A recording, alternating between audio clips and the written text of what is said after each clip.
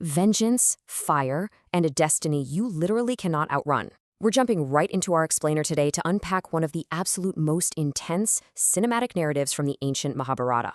I mean, we are talking about a story packed with dark magic, wild desperation, and an inescapable fate that shakes the very earth. So, let me ask you this. How far would you actually go to destroy a completely invincible enemy? For King Drupada, the answer is, well, to the absolute edges of the natural world. See, Drupada is a defeated king, and he's come to the crushing realization that conventional warfare is just completely off the table. His enemy is too strong, too skilled, and entirely unbeatable in normal combat. You can just feel the absolute desperation here. Picture King Drupada, wandering the banks of the Yamuna and the Ganga rivers, utterly overwhelmed with grief. He's deeply disappointed in his own lineage. He's sighing incessantly, looking at his current family and realizing, none of them possess the sheer power he needs to exact his revenge. He yearns for a child. Actually, scratch that, he yearns for a very specific kind of child, one capable of doing the impossible. Okay, let's dive into this mismatch, because why is Drupada so powerless in this situation? It comes down to a fundamental power imbalance. Drupada possesses Kshatriya might, pure martial warrior strength, but his former friend and current agonizing enemy, Drona, he combines that exact same Kshatriya might with Brahma, or spiritual power. Drupada realizes his purely physical strength is utterly useless here. It's literally like bringing a regular sword to a magical fight.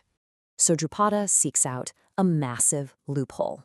He finds a sacred asylum of Brahmanas and courts a highly pure, incredibly strict sage named Upayaja. Drupada serves him faithfully for a whole year, paying homage, speaking sweet words, doing everything by the book. And after that year, he offers Upayaja a staggering bribe for a magical sacrifice. 10,000 kine, or cows. Just a massive amount of wealth. But the sage's response? A flat, uncompromising no. He absolutely refuses to perform such dark, vengeful rites. Now, what's really interesting here is the contrast. Upayaja, the pure one, actually points Drupada directly to his older brother, Yaja, explaining that Yaja is, well, let's just say, a bit more opportunistic. Once, while wandering in the woods, Yaja picked up and ate a fallen fruit without ever checking if the spot was pure. He literally has no problem eating other people's leftovers. Because Yaja entertains absolutely zero scruples about purity and clearly covets earthly wealth, he is exactly the kind of guy for Drupada's dark job. Drupada doesn't hesitate for a second. Even though he has a pretty low opinion of Yagya's purity, his desperation completely takes the wheel. He approaches Yagya and skyrockets the bribe to 80,000 kine. 80,000. He begs the sage to perform the spiritual offices for a magical assassination ritual, crying out that his enmity with Drona is actively burning his heart and only Yagya can cool it down. I mean, exactly why is Drupada so terrified? Well, Drona is basically a walking weapon of mass destruction. He wields a massive 6-cubit-long bow. He's the chief preceptor of the Kurus. By combining his Brahma and Kshatriya might, he acts like a blazing fire fed with clarified butter, just consuming every antagonist in his path. Drupada describes him as a second Jamadagnya, seemingly intended for the total extermination of the Kshatriya warrior race. Drupada knows, for a fact, that Yaja's superior Brahma force is the absolute only thing on Earth that can counter Drona's raging fire. Lured by all that massive wealth, Yaja simply says, so be it. The grand sacrifice begins. And fascinatingly, knowing just how grave and complex this whole assassination plot is, Yaja actually pulls his pure, uncompromising brother Upayaja back into the fold to help him manage the intricate fire ceremonies and invocations. Let's move in and see how this builds, because the tension during this unforgiving ritual is incredible. Yaja is pouring the sanctified libations of clarified butter onto the sacrificial fire, and he commands Drupada's queen to step forward and receive her new offspring. But the queen completely panics. She begs him to wait, saying her mouth is full of saffron and she's wearing sweet scents. She isn't ritually pure or ready for this monumental moment. But Yaja, he is completely ruthless and pragmatic. He refuses to halt for even a second. The oblation is prepared, the invocations are done, and he proceeds anyway, with or without her. And from those roaring flames, the result is instantaneous and terrifying. A child bursts forth, but guys, this is no infant. He possesses the blinding effulgence of fire. He emerges fully encased in excellent armor, wearing a crown, holding a sword, a bow, and arrows. He's uttering loud, terrifying roars, and immediately upon birth, he just ascends a chariot and starts riding about. Talk about a highly cinematic arrival for a bespoke assassin. As the boy rides his chariot, the earth itself seems to struggle to bear the weight of the Panchalas, who are going completely mad with joy. Then, an invisible spirit speaks from the skies, echoing over the entire crowd. This prince hath been born for the destruction of Drona. Boom! The prophecy is sealed. The hitman has arrived to remove the sorrow of the king. But hold on, the magic isn't finished. From the center of the platform arises a daughter, and the contrast to her brother's violent birth is just striking. This is Panchali. Picture a stunningly handsome woman with a dark complexion, large black eyes like lotus petals, and blue curly locks. She's got beautiful, bright copper nails, and perhaps most incredibly, her body emits the sweet fragrance of a blue lotus that you can literally smell from a full 2 miles away.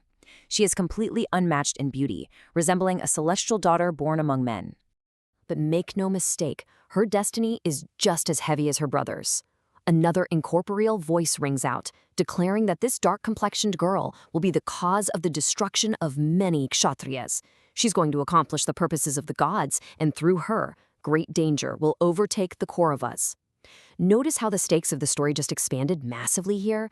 This is no longer just about King Drupada's personal vendetta against Drona. This is about a massive, inescapable destiny that is going to swallow entire lineages of warriors. So the crucial point really is in the names these twins are given by the Brahmanas. The boy is named Dhrishtadyumna. This literally translates to excessive audacity, directly referencing the fact that he was born already wearing natural mail and wielding weapons. His very identity, his permanent name, is forever tied to his aggressive, fiery origin and his singular, violent purpose. The daughter, on the other hand, is given the name Krishna, which means the dark, beautifully reflecting her striking and unparalleled dark complexion.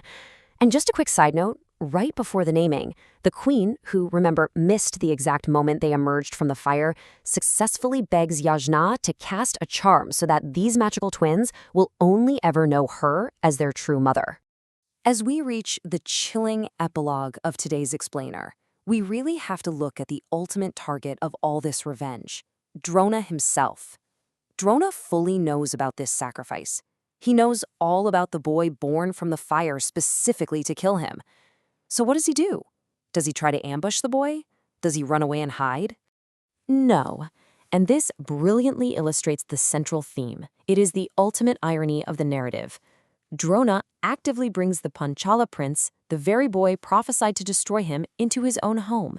He takes him in, and he teaches this boy all of his weapons and martial secrets. The text tells us that Drona, regarding destiny to be absolutely inevitable, chose to do what would perpetuate his own great deeds as a master teacher. He literally accepts his own death just to cement his legacy. Which leaves us staring at this incredible paradox. Drupada moved heaven and earth, spending massive fortunes to force a destiny that would kill his rival. But Drona simply accepted that fate, welcoming his own executioner into his home to pass on his knowledge. It really makes you wonder, if destiny is truly inevitable, do our greatest efforts to control fate merely end up fulfilling it? Think about that as we wrap up today's explainer, and I'll catch you next time.